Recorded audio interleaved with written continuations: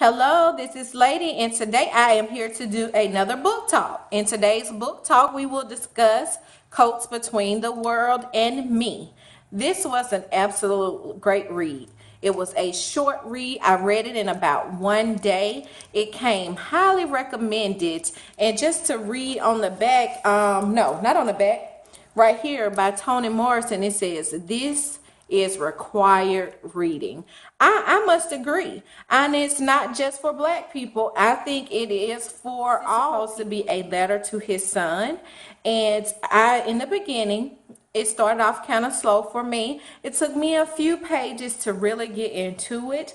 And it was probably because I had just came off of reading a really good book that just dragged me in. And it took me a few pages to really get into this book.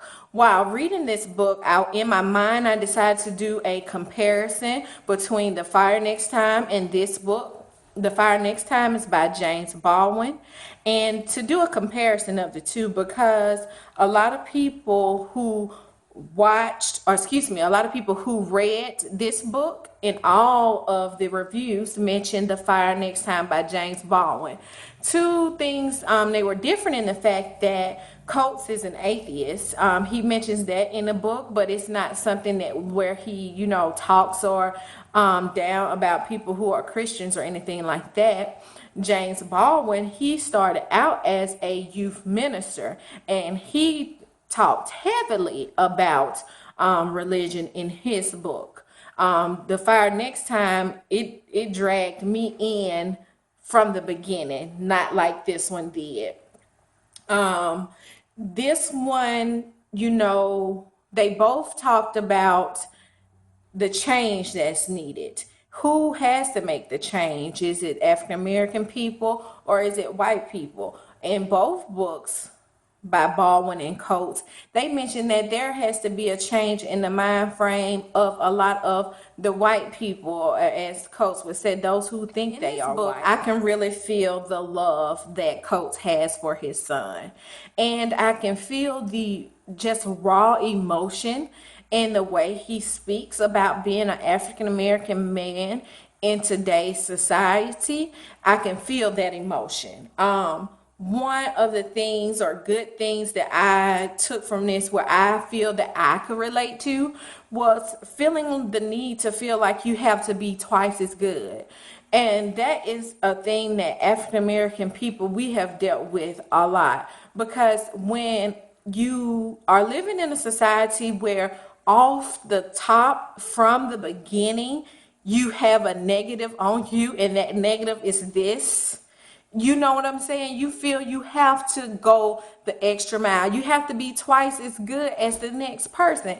And that puts a weight on people, on African American people, that a weight that is not on other cultures.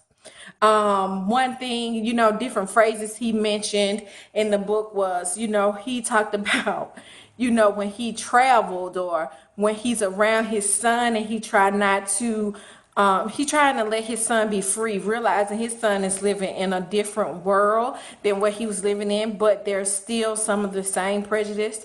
And, one of the things with black people, one phrase he used was, we don't know them folks. And black people, I know I have experienced that from a parent telling me that all the time: keep our business in, don't do certain things in front of certain people. So I thought that was a little funny part, because I know I've heard my mom and people, adults, be like, be careful, you don't know them people.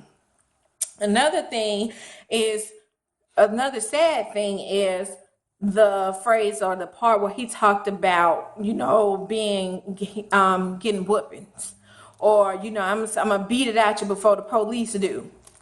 That is, heart-wrenching to me, because we have probably all heard that before, or a lot of us have. I can't speak for everybody, but it's a sense of, trying to hold people in, and trying to hold our people in, and the dream. He talked a lot about this American dream, and this dream, the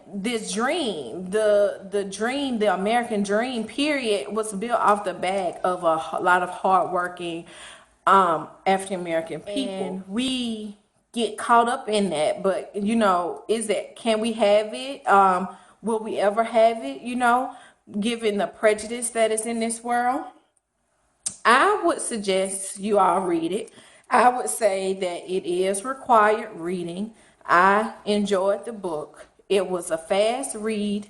You all should check it out. One of the things that I would say that's really funny or amazing to me, James Baldwin's book was written probably about 70 years ago, 60, 70 years ago. And a lot of the things that African American people were struggling with then, we are still struggling with now. And that's why I would suggest, if you have not read James Baldwin, because I just fell in love with his writing. If you haven't read that one, read that one, and then read this one and tell me what you think. I enjoyed this book. I really don't read a lot of nonfiction, but this one here, I had to give it a try, and I must say that I really enjoyed it. This book gives you an idea of what it's like to be Black in America, and I think given current events, it should be, you know, read by all and taken and have a discussion, an intelligent discussion is what I think that this book can start amongst all people. So this is Lady. I thank you for watching. This has been another book talk, and I'll see you in the next video. Bye.